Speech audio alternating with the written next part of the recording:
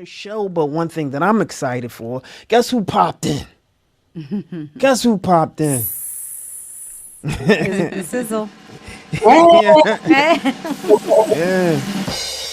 The sizzle popped in. The sizzle popped in. What's going on? Hey, I'm doing all right. How's everybody doing? Hey, sizzle. Sizzle. Hey, I'm mad I'm not there because I wanted to see the newly married woman. Honest You'll woman. see me. You'll see me. Yes. Dr. Deb gave her some good gems. Oh, All them gems. I think y'all set me up for my first day back. Yeah, it was definitely a setup. Definitely. That's funny. that's crazy. How ironic. How are you, Sizzle? I'm doing okay. I had a crazy day today, so I just wanted to give a shout out to my grandma who turned 93 today. Oh, yeah. Oh, Come on, Grandma. congrats. Happy Yeah. birthday. Yeah, she's like on cloud nine today. And how old? 93. 93, Wow. So what year was that? 1920? 1931. 31. Wow. She has seen a lot. Yeah. Wow. And with this presidential thing coming up, it's just like Yes. to see a black woman run for, I know Shirley Chisholm did it before, but this one is real close. Yeah. I know she done seen it Exactly. all. Yeah, and Grandma. especially seeing things happen that nobody ever thought, like, back then, that would be happening now.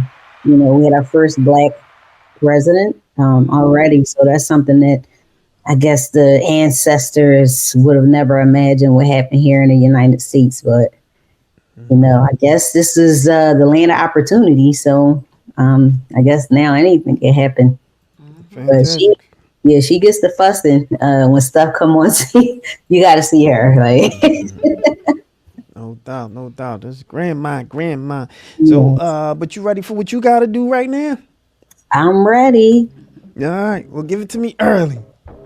All right. So make sure you guys go right now. Don't walk, run, and go subscribe to We Talk Weekly on all social media and podcast platforms.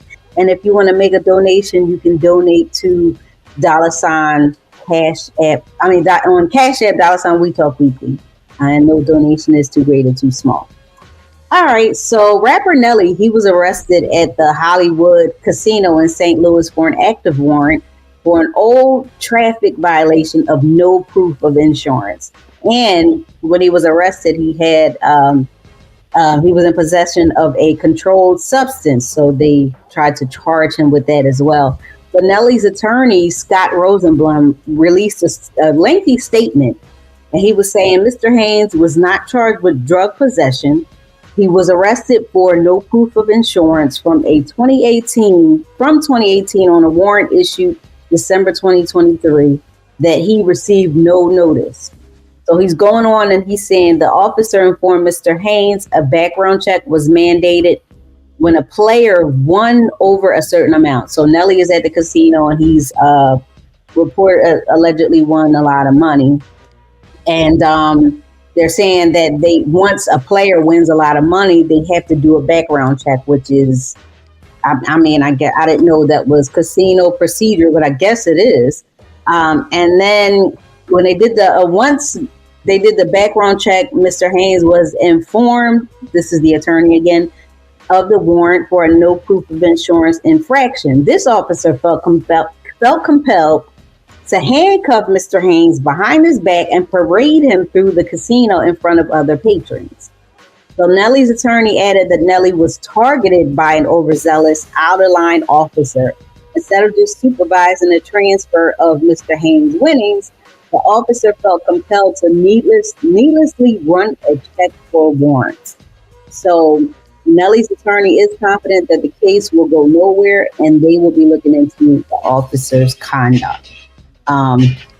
It's just crazy that, and I know other counties are doing some crazy stuff when it comes to like warrants for just little minor stuff, but they do give a warrant for a traffic violation if they take it to court, which most of the times they do. And if you don't show up, they put a warrant out for you. And even traffic tickets, if you owe traffic tickets, they will put a warrant out for you.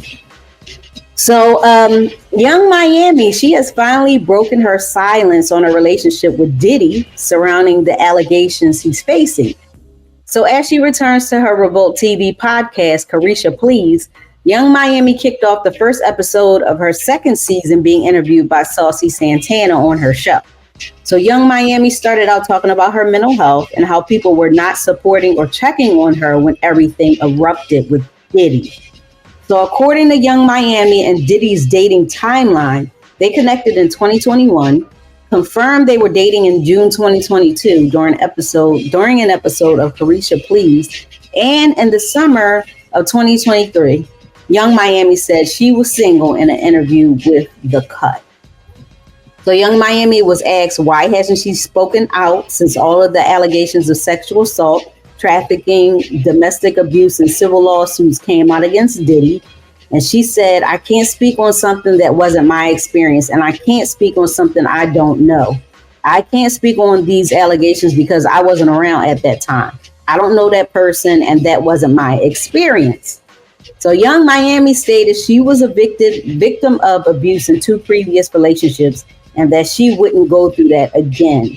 So she talked about when everything went down, she needed to take a break and focus on herself, her career, and her family. And Young Miami said she needed to let Diddy navigate and figure it out on his own because she couldn't get caught up in all that he was going through. So she claimed her and Diddy were in love. So she was in a lot of pain and, over everything that was going on. But one thing she did question is why was she being crucified along with Diddy? So what's your thoughts on that? I agree with that. Like why are you targeting her? Yeah, and I think she was being accused of, some things like, drug trafficking, and I don't know if there's any. I haven't heard of any charges against her as far as like the charges that Diddy is facing. But yeah, they were really trying to put her in the mix with everything. Mm-hmm. So hopefully, he can make her come back because we'll see. Come back. All right, so the Celebrity Sizzle Award of the week goes to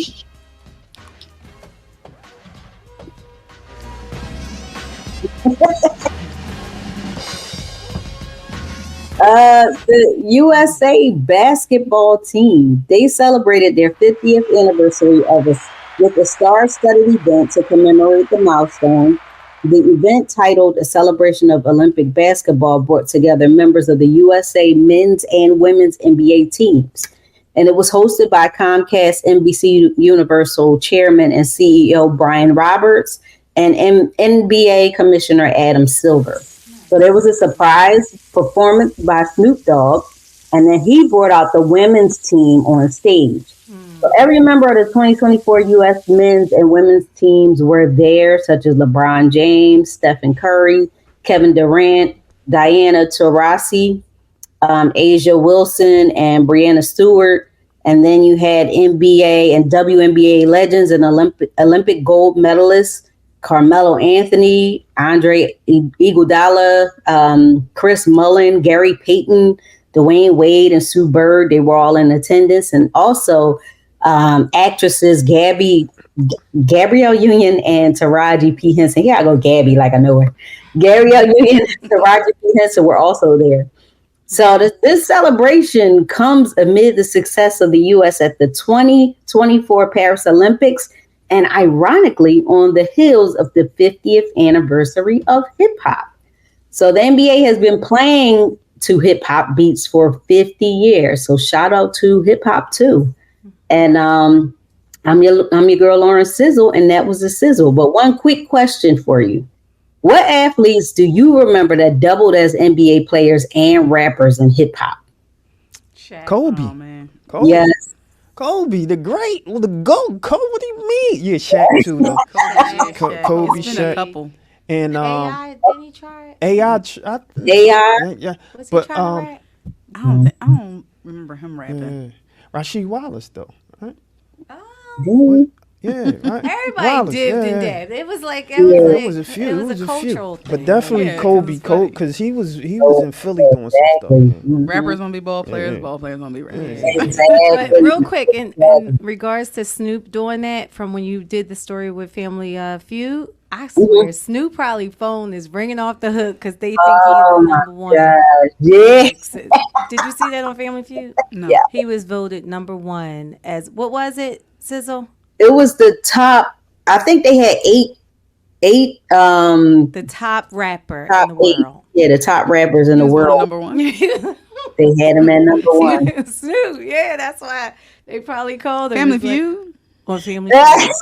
But He said, come on, I Family know. Feud. Yeah, Those yeah. questions aren't asked. Well, I mean, That's Steve what Harvey he said. apologized to the hip hop community because Snoop was number one. I think LL was last. Was he? Jay-Z was last. Okay, Jay-Z made it, but he made it last. He was last. He was number 8. wow. What was what's her name? I forgot that guy's name. Played for he was rapping too. I been a forgot his couple. name. Yeah, it's been a He few. played for who? I forgot who he played for. Was it Lou Williams? Nah. No. Was it Damian Lillard? He He- I don't even know he rapped. Did he rap? Yeah. Yeah. Oh, okay. Lonzo Ball. Oh no, that Lonzo he's- Ball, he- they rap? I and think he more Damian recent. Lillard. I think he did. Yeah. Baron Davis. Did he rap? No. What's the one who they was married and they just broke up? Iman? Oh, Iman Shumpert? Yeah, him. Yeah. I think he was rapping. Yeah, he was. Oh, Yeah. okay. And he was pretty good too. Was he?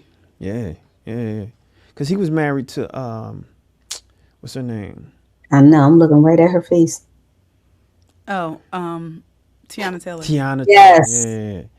And so, but yeah, he was really good. Yeah, no doubt. Okay. Shout out. Apparently, Ron. I'm sorry, No, go ahead. not Ron Artest. Meta World Peace goes by. Oh, Yeah, he was he was I on. remember that. Yeah, Mhm. I remember that. Yes. No doubt. Remember that. Yeah. Okay. Well, was that the sizzle?